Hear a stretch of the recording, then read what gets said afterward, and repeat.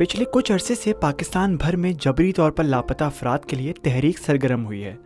کچھ محتاط تحقیقات کے مطابق ملک بھر میں ہزاروں کی تعداد میں لوگ غائب ہیں۔ ان لاپتہ لوگوں کا تعلق مختلف رنگ و نسل و مذہبی فرقے سے ہے، جن میں سے اکثر کو کسی نہ کسی وجہ سے ریاستی اداروں نے حراست میں لے رکھا ہے۔ اب جبری طور پر گمشدہ افراد کے معاملے پر اٹھتی آوازیں بلند اور دگنی ہو گئی ہیں۔ حکمران خاص کر عمران خان نے ماضی میں اس سلسلے کو ختم کرنے کے لیے کئی وعدے وعید کیے، مگر سب دھرے کے دھرے رہ گئے، اور پچھلے کچھ دنوں بھی دارالحکومت اسلام آباد میں لاپتہ افراد کے لواحقین کھلے آسمان تلے احتجاج کرنے پر مجبور رہے، لیکن ان کی کوئی داد رسی نہ ہو سکی۔ اس مشکل سے گزرنے والی خاتون آمنہ جنجوعہ بھی ہیں، جن کے خاوند پچھلے 15 سالوں سے لاپتہ ہیں۔ آپ نے اپنے شوہر اور دیگر لاپتہ افراد کی بازیابی کے لیے ایک تنظیم ڈیفنس آف ہیومن رائٹس بھی بنائی، جو کئی لوگوں کو بازیاب کرانے میں کامیاب بھی ہوئی۔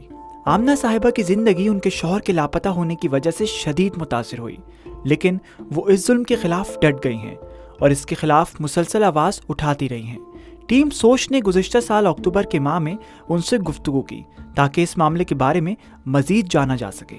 میری اور مسعود کی شادی ہوئی ہے 1989 میں، یعنی 30 سال سے زیادہ ہو چکے ہیں، 31 ایئرز ہو چکے ہیں۔ تو ہم لوگ بہت ہی زیادہ کلوز ایک دوسرے کے ساتھ، دوستی اور ہر طرح سے جس طرح بھی کوئی ہو سکتا ہے، پیار اور انڈرسٹینڈنگ، اس طرح کے ہم لوگ میاں بیوی تھے۔ اور ہمیں اللہ تعالیٰ نے 3 بچے دیے، ایک بیٹی اور 2 بیٹے، تو وہ بھی مطلب ہماری سمجھیں گے دنیا میں ہماری ایک جنت تھی۔ تو اسی طرح سے میری زندگی گزر رہی تھی اور بہت ہی ہنسی خوشی۔ یہ مطلب جب سے میری شادی ہوئی تب سے لے کے میں 2005 تک کا میں آپ کو بتا رہی ہوں۔ 2005 میں ایسا واقعہ ہوا کہ اس سے پوری میری لائف جو ہے وہ اپ سائڈ ڈاؤن ہو گئی ہے، مطلب سمجھے کہ قیامت خیز قسم کی واقعہ پیش آ گیا۔ وہ کیا تھا کہ وہ یہ ہوا کہ میرے شوہر جو کہ مسعود احمد جنجوعہ ان کا نام ہے، اور وہ بزنس مین ہیں، ایجوکیشنسٹ ہیں، راولپنڈی اسلام آباد میں مشہور ادارے چلا رہے ہیں، کالجز چلا رہے ہیں، ٹریول کنسلٹنٹ ہیں۔ تو وہ اپنے دوست کے ساتھ جا رہے ہیں پشاور کی طرف، اور ان کی ہماری گاڑی کا ایکسیڈنٹ ہوا تھا، تو انہوں نے سیٹ بک کرائی ہوئی تھی ڈیوو بس، جو کہ بڑی اچھی سروس ہے۔ تو ان کے فرینڈ نے سیدھا بس اسٹاپ آنا تھا اور انہوں نے گھر سے جانا تھا۔ تو صبح میں نے ان کو بڑی اچھے موڈ میں ہم نے ناشتہ کیا، اور بڑی گپ شپ والے سٹائل، کیونکہ بڑے زندہ دل اور بڑی لائیولی پرسنالٹی ہے ان کی۔ تو اسی طرح ہم نے بڑی اچھی طرح سے ناشتہ کیا۔ سیٹرڈے تھا، بچوں کو انہوں نے پیار کیا، مجھے خدا حافظ کہا، اور وہ میں نے ان سے کہا کہ آپ مجھے جلدی کال بیک کریے گا وہاں پہنچنے کے بعد۔ تو اس طرح سے وہ نکل گئے، مگر 3 دن تک مسعود کا کوئی فون نہیں آیا۔ تو مجھے تھوڑی پریشانی ہوئی کہ یہ کیا وجہ ہے، کیوں نہیں ہوا، کوئی اطلاع نہیں، کچھ بھی، کہیں بھی کچھ نہیں۔ اب فون کریں تو وہ فون پہ کوئی بالکل جیسے کوئی آواز ہی نہیں آ رہی، نہ ان کی طرف سے کوئی آ رہا ہے، نہ ہماری طرف سے جا رہی ہے کال وہاں پر۔ پھر میں نے لینڈ لائن پہ ان کے دوست کو کیا جہاں یہ لوگ جا رہے تھے، غنی بھائی کو، تو انہوں نے کہا کہ بھابھی وہ تو یہاں پہنچے ہی نہیں ہیں۔ تو دین آئی گاٹ ریئلی شاکڈ کہ وہ 3 دن تک وہ بھی پہنچے ہی نہیں ہیں، تو ویئر از ہی۔ اسی طرح کی اپنی پرسنل کیپیسٹی میں کوششوں میں 1 سال گزر گیا، and I was as clueless as ever, like day first. تو پھر بہت سارے فرینڈس نے، جب تک میری نو ہاؤ تھوڑی سی میڈیا کے ساتھ بھی ہو چکی تھی، تھوڑے جو ایکٹیوسٹ ہیں، ہیومن رائٹس کے گروپس ہیں، ان سے بھی مل چکی تھی میں، تو انہوں نے یہ کہا کہ آپ تھوڑی سی نا ہلچل کریں، تھوڑا سا مطلب make the world know about your agony, آپ بتائیں دنیا کو، آپ میڈیا میں جائیں، آپ پریس کانفرنس کریں، کوئی بھی اس طرح۔ تو پہلا میرا جو انٹرویو ہوا تھا وہ BBC پہ ہوا تھا، ان وچ I broke my silence and said کہ بھئی میں 1 سال سے میں اپنے ہسبینڈ کو ڈھونڈ رہی ہوں، and I don't know what has happened. تو بائی دیٹ ٹائم میں تھوڑا سا دیکھا نیوز پیپرز میں اور یہ وہ، تو آئی started observing کہ it's like a lot of people are getting disappeared, اور it's in connection with the war on terror۔ بہت سارے بڑے پڑھے لکھے فیملیز کے لوگ، ایون سائنٹسٹ ور ڈسپیئرڈ. اب میرے فادر ان لا نے کہا کہ ہم سپریم کورٹ بھی جاتے ہیں اس سلسلے میں. تو by the time we were doing this consultations, chief justice Iftikhar Muhammad Chaudhry نے اس کا سو موٹو نوٹس لے لیا. So that was turning point for my case, کہ ایک طرف تو مجھے مشورے مل رہے تھے کہ ٹو گو پبلک, اور دوسری طرف سے انہوں نے وہ نوٹس لے لیا. اور اس کے بعد from 4 September 2006 onwards I launched a campaign, and that campaign was for my husband initially, but within a few months جو بہت زیادہ اس میں ہیڈ لائنس بننی شروع ہو گئیں اور بہت ہماری سپورٹ بہت زیادہ مل گئی, وہ اس طرح سے کہ بہت سارے اور ڈس اپیئرڈ کی فیملیز کے ساتھ بھی میرا کنیکشن ہوا. سپریم کورٹ میں جب پہلی ہیئرنگ ہوئی اور میں وہاں پر گئی تو مجھے بہت سارے ایسے لوگ نظر آئے جو کہ بالکل جن کو کوئی گائیڈ کرنے والا نہیں تھا.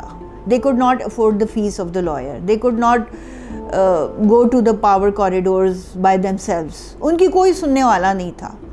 تو مجھے مطلب یہ لگا کہ یہ مطلب یہ this is also my responsibility to not just find my husband but also look for other such people جو کہ جن کی فیملیز اس قابل نہیں ہیں, نہ وہ پڑھی لکھی ہیں, نہ وہ کوئی اپلیکیشن لکھ سکتی ہیں. تو in a very simple way we started. ہم نے ایک نیٹ ورک بنا لیا انہی ایگریڈ فیملیز کا, اور ہم نے اس کو ڈیفینس آف ہیومن رائٹس کا نام دیا. اور ہمیں نہیں اندازہ تھا کہ it's going to grow like that, کہ اتنی بڑی موومنٹ بن جائے گی. صرف ہم یہی کرتے تھے کہ ہم نے ٹو مینٹین دا پریشر ہم مشورہ کرتے تھے, and we stayed on the road for about 2 to 3 months. 3 مہینے ہم لوگ گھر گئے ہی نہیں. صبح مطلب رات کو گھر جاتے تو صبح پھر آ کے کیمپ میں بیٹھ جاتے تھے, وہیں سے پریس ریلیز لکھ رہے ہیں, وہیں سے سارا کچھ کر رہے ہیں. کبھی سپریم کورٹ میں جا کے وہاں پہ دھرنا دے دیا, کبھی پارلیمنٹ کے سامنے دھرنا دے دیا, کبھی اسی طرح ایک دفعہ ہم نے ننگے پاؤں واک کی کہ مطلب میری بیٹی اس وقت بہت چھوٹی سی تھی, تو اس نے کہا کہ اگر ہم اس طرح, بہت گرمی تھی, کہ اگر ہم اس طرح کریں گے تو ابو آ جائیں گے.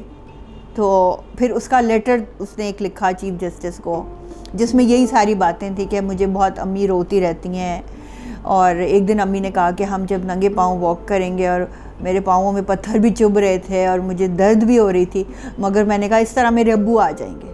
تو وہ چیزیں بہت زیادہ ہٹ ہوئیں, وہ اس کا ایک چھوٹی بچی کا لیٹر, اور پھر اس طرح سے ڈیلی ہمارا وہاں بیٹھنا, اور مطلب لاپتہ لوگوں کے لیے. تو بلکہ اتنا زیادہ ہوا کہ مشرف نے اس کو ایک اپنے لیے ایک الارمنگ چیز سمجھ کے 2007 میں انہوں نے چیف جسٹس افتخار محمد چودھری کو فورسفلی انہوں نے وہ کر دیا تھا, اپنے اس سے ہٹا دیا تھا اپنی چیئر سے. تو پھر آپ کو یاد ہوگا کہ 2007 سے لے کے 2000 نومبر تک وہ کیسز کہیں بھی نہیں چلے جن کے اوپر ہمیں بڑی امید تھی کہ مسنگ پرسنز کے, اور دوسری طرف یہ ہو رہا تھا کہ وہ نمبرز بڑھتے جا رہے تھے. تو with in 1 year of starting defence of human rights our numbers were in 480, around 480. تقریباً آج تک جب ڈے 1 سے 2005 سے لے کے 2020 تک ہمارے پاس 2700 کیسز ہیں more or less, اور ان 2700 کیسز میں سے تقریباً 2057 جو ہیں وہ ابھی تک سٹل مسنگ ہیں. اس کے علاوہ جتنے بھی ہیں تقریباً جو آتے بھی رہے جاتے بھی رہے, تو اس میں 1200 ایسے ہیں جو کہ ٹریس اینڈ ریلیزڈ ہیں. 450 ایسے ہیں جو کہ بالکل رہا ہو کے اپنے گھر آ چکے ہیں اور وہ اپنی ایک نارمل زندگی گزار رہے ہیں. تو اگر مطلب آپ ان کی فیملیز کو بھی کاؤنٹ کریں, جو کہ مطلب ظاہر ہے کہ ایک بندے کے غائب ہونے سے کم از کم 10 لوگ ایسے ہوتے ہیں جو کہ بالکل مطلب امپیکٹ ہوتے ہیں اور شدید متاثر ہوتے ہیں, تو ان کو اگر آپ کاؤنٹ کریں ان کے ساتھ ملا کے تو کم از کم 12,000 سے زیادہ لوگ بنتے ہیں جو کہ ڈائریکٹلی اس سے مستفیض ہوئے, یعنی ان کو اس کا فائدہ پہنچا. 2012 کے کیمپ میں پوری جتنی بھی پولیٹیکل پارٹیز ہیں وہ ہمارے پاس آئیں, اور انہوں نے مطلب بہت, جس کو کہتے ہیں نا کہ بہت اسٹرانگلی ہمارے ساتھ یکجہتی کی اور کہا کہ ہم اس مسئلے کو بالکل بھی نہیں چلنے دیں گے. ان میں عمران خان صاحب بھی تھے, بہت اسٹرانگلی انہوں نے اس کو ریجیکٹ کیا تھا, کنڈیم کیا تھا. اور انہوں نے کہا تھا کہ میرا حکومت میں ہوگی تو میرے حکومت میں ایک بھی بندہ لاپتہ نہیں ہوگا، ورنہ یا میں نہیں رہوں گا یا پھر یہ ادارے نہیں رہیں گے۔ تو اتنی ان کے آن ریکارڈ یہ اسٹیٹمنٹس موجود ہیں۔ پھر جب ان کی حکومت آئی تو میڈم شیریں مزاری جو انسانی حقوق کی وزیر ہیں، وہ ہماری پروٹیسٹ میں آ کے انہوں نے کہا کہ یہ ہم بالکل ایکسیپٹ نہیں کریں گے اس کو، یہ جو ہے بالکل ہٹلر کی رجیم کی طرح کی جو چیزیں ہیں، جو گسٹاپو اور جس طرح سے لوگوں کو لے جانا اور خفیہ طور پہ غائب کر لینا، یہ ان ایکسیپٹیبل ہے ڈیموکریسی میں، اور ہم ایک قانون لے کر آئیں گے۔ اب 2 سال ہو گئے ہم اس قانون کا انتظار کر رہے ہیں۔ آمنہ جنجوعہ صاحبہ کی دختر عائشہ جنجوعہ نے بھی پڑھائی مکمل کرنے کے بعد یہ فیصلہ کیا کہ وہ بھی اپنی زندگی لاپتہ افراد کی بازیابی کے لیے وقف کر دیں گی۔ ان کا بھی ریاستی اداروں سے سوال یہی ہے کہ آخر کیوں ایک کثیر تعداد کو ماورائے عدالت حراست میں لیا جاتا ہے، جبکہ قانون کے مطابق بھی ایسی کارروائیاں عمل میں لائی جا سکتی ہیں۔ دیکھیں یہ کب تک چلے گا؟ it's been a decade of مطلب injustices and torture to the people, اس کا کوئی اینڈ نظر نہیں آ رہا۔ تو یہ اب ان کو کوئی راستہ اس طرح کا اختیار کرنا پڑے گا کہ جس کے تھرو وہ ان لوگوں کو ریلیف دیں۔ اگر وہ ان کا کوئی قصور ہے نہیں تو please it's a request from a very young person and a young activist ایسے کہ اگر ان کا کوئی قصور ہے برنگ دیم ٹو کورٹس۔ ہر بندے کو قانون کا پتہ ہے، ہر بندے کو کانسٹیٹیوشن کا پتہ ہے۔ Please bring them to courts, don't let their family suffer, don't let children grow without a father, don't let wives be without husbands, and this is the torture which is never ending. تو please یہ مت کریں۔ اگر کوئی درمیانہ رستہ نکل سکتا ہے تو please adapt that, and don't forget کہ اگر آپ ایک بندے کو اٹھاتے ہیں تو آپ صرف اس کو نہیں اٹھا رہے، آپ پورے خاندان کی زندگیاں تباہ کر رہے ہیں۔ آپ ایک بندے کو نہیں اٹھا رہے، آپ اس کے پورے خاندان کو اٹھا رہے ہیں ایک طرح سے۔